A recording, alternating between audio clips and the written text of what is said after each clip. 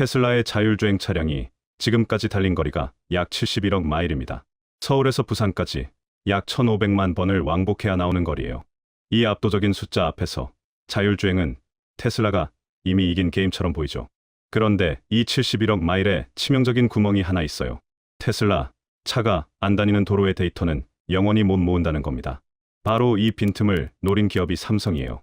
삼성이 2.6조 원을 들여 독일의 카메라 회사를 사들였거든요.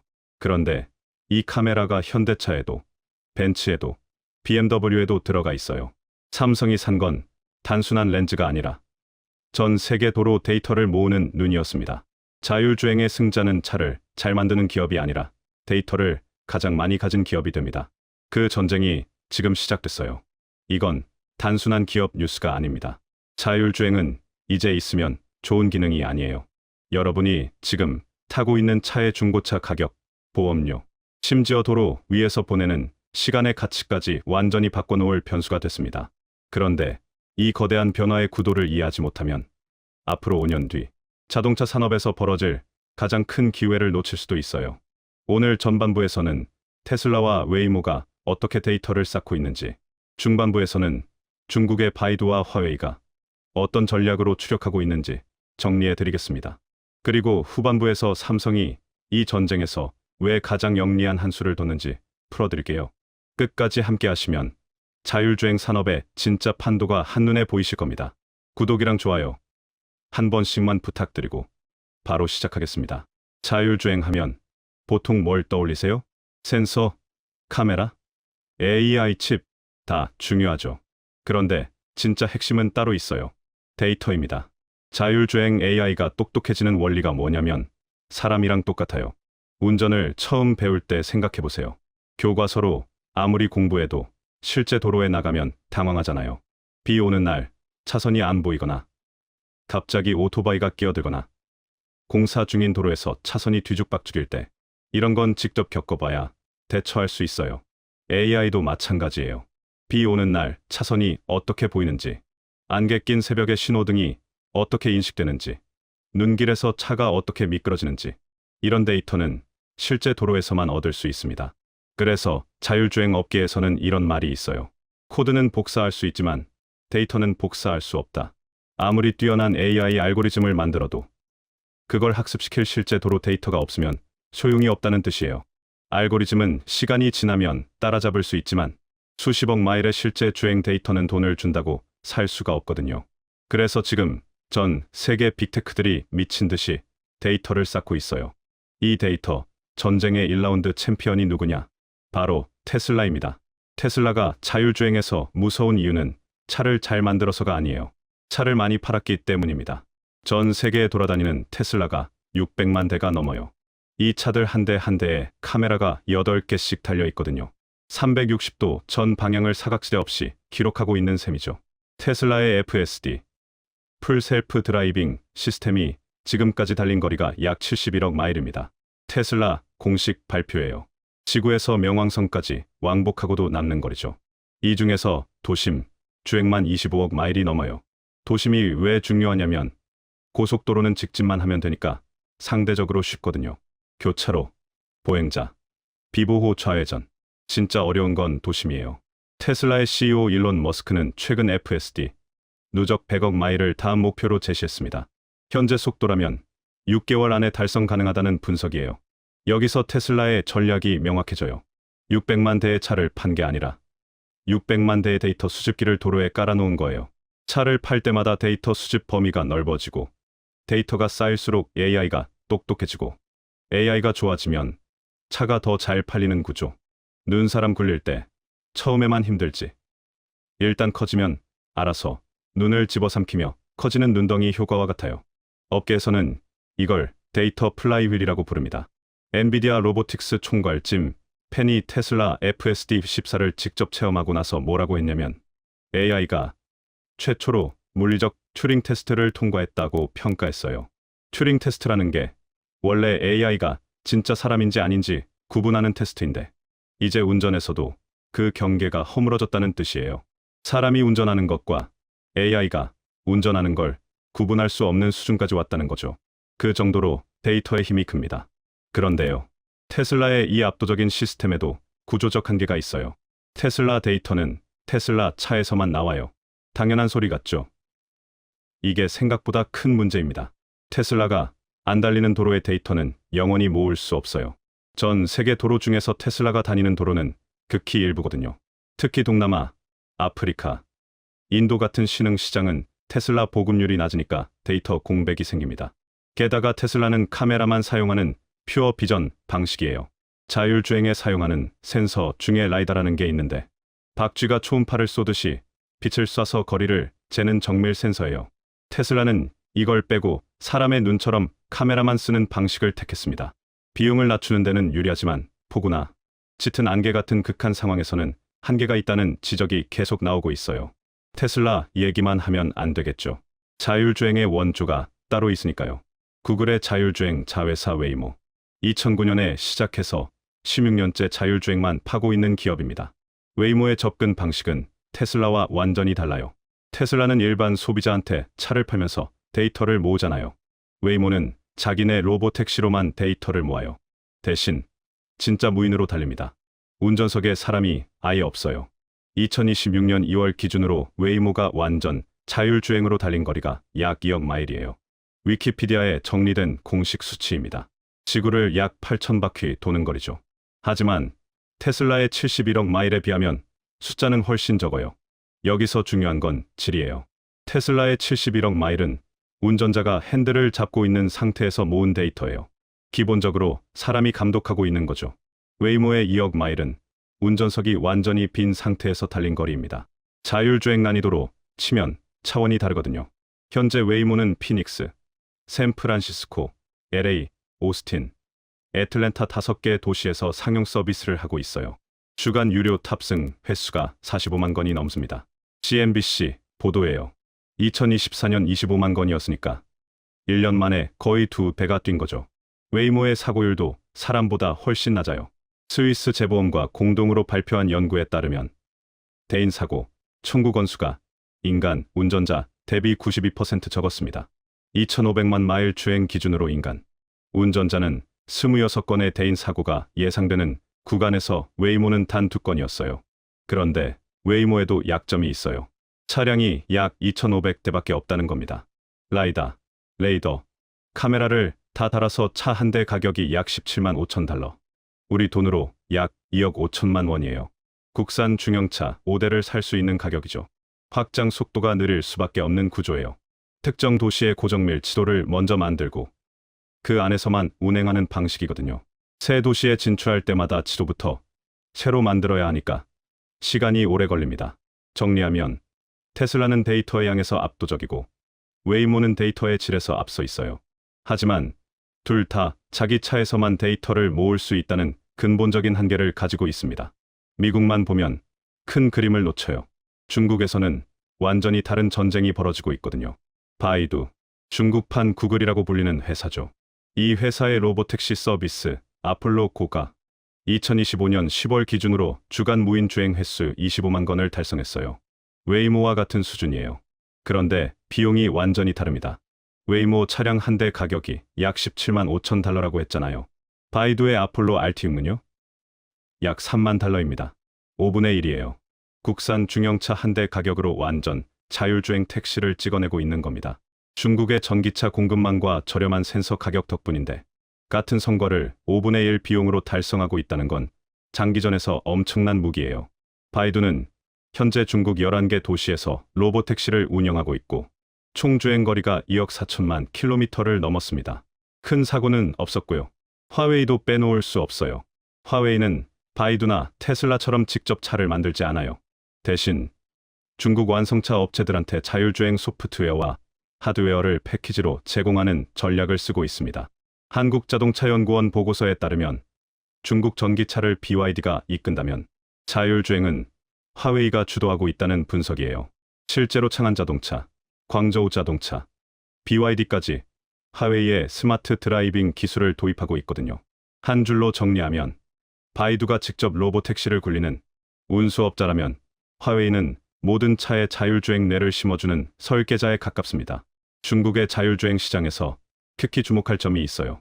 중국 승용차의 에리그 이상 자율주행 보급률이 이미 55.7%를 넘었습니다. L이급이 뭐냐면 운전자가 지켜보는 상태에서 차가 주행을 보조해주는 수준이에요. 요즘 새 차 사면 많이 들어가 있는 스마트 크루즈 같은 기능이죠.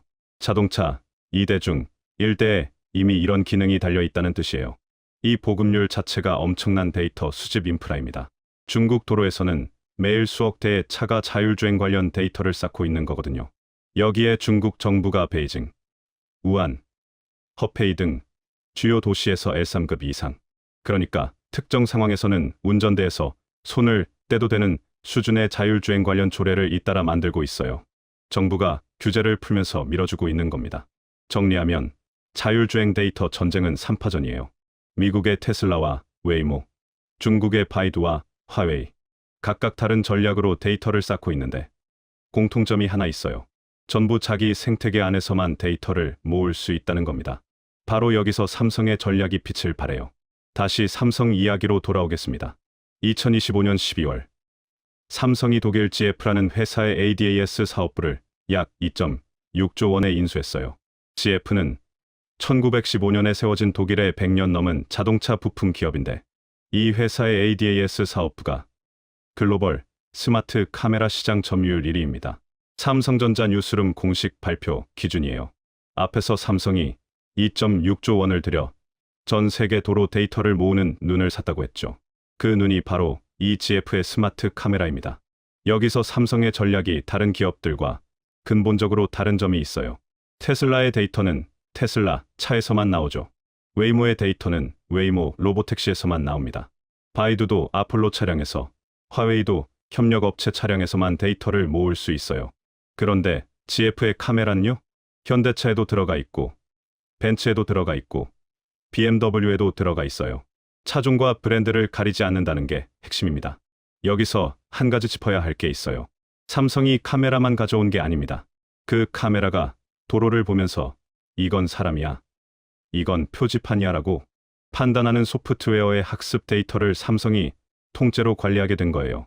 오해하실까 봐 말씀드리면 삼성이 벤츠 운전자가 어디로 가는지 추적하는 게 아니에요. 비 오는 도로에서 차선이 어떻게 보이는지, 눈길에서 표지판이 어떻게 인식되는지 같은 도로 환경 데이터를 확보하게 되는 겁니다. 쉽게 말해 전 세계 벤츠, BMW가 삼성의 눈으로 세상을 보고 그 경험치가 삼성에게 쌓이는 구조가 된 거예요. 이게 무슨 뜻이냐면 삼성은 특정 브랜드에 묶이지 않은 세계에서 가장 범용적인 도로 데이터를 확보하게 된 거예요. 테슬라가 안 다니는 동남아 골목길, GF 카메라가 달린 현지 차량이 데이터를 모아줘요. 웨이모가 진출하지 않은 유럽 소도시, GF 카메라가 달린 BMW가 매일 그 도로를 달리고 있어요. 데이터의 양으로는 테슬라를 바로 따라잡기 어렵겠지만 데이터의 범위에서는 삼성이 압도적인 우위를 가지게 됩니다. 여기에 완성차 업체들의 속사정도 삼성에게 유리하게 작용해요. 벤츠나 BMW 같은 전통 자동차 명가들은 테슬라나 화웨이 시스템을 쓰는 걸 꺼려합니다. 자칫하면 자기네 데이터 주도권을 통째로 뺏길 수 있으니까요. 하지만 부품과 솔루션을 공급하는 삼성은 그들에게 가장 안전하고 중립적인 파트너가 돼요. 적군이 아닌 우군을 모으기에 훨씬 유리한 위치에 있는 거죠. 여기서 삼성만의 무기가 하나 더 있습니다. 자율주행 전용 두뇌 칩 시장. 업계 용어로 ADAS 서시 시장에서 상위 5개 기업이 모비라이, 엔비디아, 퀄컴, 호라이즌 로보틱스, 화웨이예요. 카운터포인트 리서치 보고서 기준이에요. 이 5개 기업이 2035년까지 시장의 78%를 차지할 전망입니다. 지금은 삼성이 이 리스트에 없어요. 하지만 삼성에게는 이 기업들이 갖지 못한 조합이 있습니다. 자율주행 차량을 사람의 몸에 비유하면 이렇게 됩니다. 눈은 GF의 스마트 카메라예요. 도로를 보고 상황을 파악하는 역할이죠. 뇌는 자율주행 전용 칩이에요. 눈이 본 정보를 판단하는 역할이고요. 혈관은 HBM, 고대역 폭 메모리입니다. 자율주행 데이터가 워낙 방대하잖아요. 이걸 한꺼번에 뇌로 전달하려면 왕복 10차선짜리 초고속도로 같은 메모리가 필요한데 그걸 삼성전자가 직접 만들고 있어요. 그리고 에너지는 삼성 SDI의 배터리입니다. 이 네 가지를 한 그룹이 다 가지고 있다는 거예요. 모비라이가 ADAS 시장 점유율 50%가 넘지만 칩과 소프트웨어만 하지 카메라를 직접 만들지는 않거든요. 테슬라는 카메라와 소프트웨어를 자체 보유하지만 자기 차에만 쓸 수 있고요. 삼성은 눈부터 뇌, 혈관, 에너지까지 한 패키지로 묶어서 어떤 완성차 업체한테든 제공할 수 있다는 겁니다. 공장 하나 안 짓고 자기 차 한 대 안 만들면서 전 세계 모든 자동차 브랜드의 데이터를 모으는 구조. 이게 삼성이 설계한 자율주행 데이터 전쟁의 전략입니다. 물론 인수는 시작일 뿐이에요.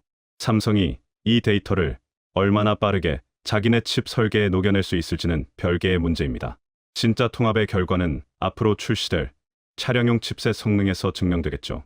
담담하게 지켜봐야 할 부분입니다. 그렇다면 이게 우리 투자에는 어떤 의미가 있을까요? 자율주행 소프트웨어 시장이 2024년 약 1.8조 원에서 2035년 약 9.1조 원까지 성장할 전망입니다. Markets and Markets 보고서예요. 연평균 13.3%씩 커지는 시장이에요. ADAS 시장은 더 커요. 2024년 약 45조 원에서 2032년 약 96조 원까지 성장할 전망이거든요.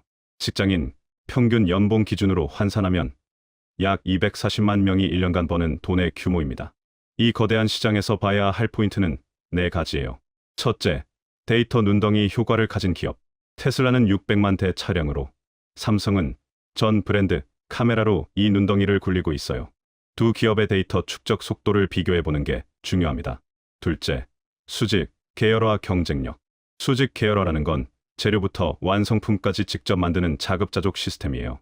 자율주행에는 카메라, 칩, 소프트웨어, 메모리가 전부 필요한데 이걸 한 곳에서 제공할 수 있는 기업이 최종 승자가 될 가능성이 높아요. 지금 그게 가능한 곳은 테슬라와 삼성 두 곳뿐입니다. 셋째, 중국 변수. 바이두와 화웨이가 5분의 1 비용으로 미국과 같은 성과를 내고 있다는 건 이 시장이 미국 독주가 아니라는 뜻이에요. 중국 자율주행 관련 기업들의 움직임을 계속 지켜봐야 합니다. 넷째, 이건 가장 중요한 포인트인데요. 반도체 수요와의 연결입니다. 이건 카메라 몇 대 더 파는 문제가 아니에요. 자율주행 데이터가 쌓일수록 차 한 대에 들어가는 메모리 반도체 양이 기하급수적으로 늘어납니다. 삼성이 전 세계 도로 데이터의 입구를 장악한다는 건 미래 반도체 시장의 최대 수요처인 움직이는 서버, 즉 자동차의 입구를 선점한다는 뜻이기도 해요. 자율주행 시대가 오면 삼성전자의 반도체 사업에 어떤 변화가 생길지 이 관점에서 지켜보시면 좋겠습니다. 정리해 볼게요. 자율주행의 진짜 전쟁은 차를 잘 만드는 게 아니라 데이터를 얼마나 많이, 얼마나 다양하게 가지고 있느냐에서 갈립니다. 테슬라는 600만 대의 차량으로 양을 지배하고 있고 웨이모는 완전 무인 주행으로 질을 쌓고 있어요. 중국은 정부 지원과 저비용 전략으로 무서운 속도로 추격하고 있고요. 그리고 삼성은 브랜드에 묶이지 않은 범용 데이터라는 완전히 새로운 카드를 들고 판에 뛰어들었습니다. 누가 이 전쟁의 최종 승자가 될지는 아직 아무도 모릅니다. 하지만 한 가지는 확실해요. 이 판에서 데이터 없이는 싸울 수조차 없다는 거. 경제를 공부하면서 늘 느끼는 게 있어요. 기술이 아무리 좋아도 데이터가 없으면 무용지물이고 데이터가 있으면 기술은 따라온다는 거. 이건 자율주행뿐만 아니라 AI 시대 전체에 적용되는 원칙이기도 합니다. 오늘 이야기가 여러분의 투자 판단에 도움이 됐으면 좋겠어요. 구독이랑 좋아요 부탁드리고 한 가지 질문 드릴게요. 자율주행 데이터 전쟁, 테슬라와 삼성 중 누가 이길 거라고 보시나요? 댓글로 알려주세요. 지금까지 담담하지만 날카로운 통찰, 담담한 경제였습니다. 감사합니다.